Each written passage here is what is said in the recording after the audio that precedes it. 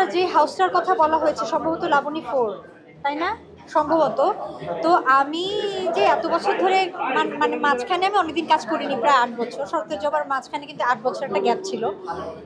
আমিও এই হাউসটাতে অনেক শুটিং করেছি, মানে আমিও এতদিন ধরে শুটিং করেছি।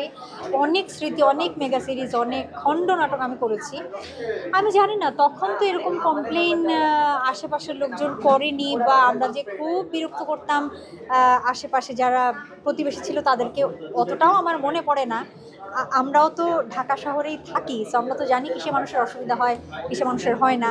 হ্যাঁ, মাঝে মাঝে রাস্তাঘাটে শুটিংয়ে হয়তো একটু ট্রাফিক হয়ে যায়, কিন্তু এটা তো হাউসের কথা বলা হয়েছে, এটা রাস্তার কথা বলা হয়নি। আম, আমি খুব অবাক হয়েছি, আমি সবার মতোই, সব শিল্পীদের মতোই ভীষণ অবাক হয়েছি। এবং অবাকের থেকে আরও যেটা হয়েছে, আমি একটু দুঃখ পেয়েছি যে এতদিন কাজ করলাম, কই কেউ তো কমপ্লেন করলো না।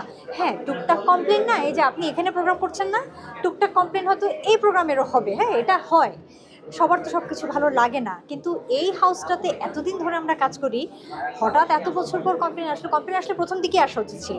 প্রতিবেশীরা যদি অপছন্দ করতো বিষয়টা, তারা প্রথম দিকেই বলতে পারতেন। এত বছর পর এটা কেমন যেন, জানি না আসলে।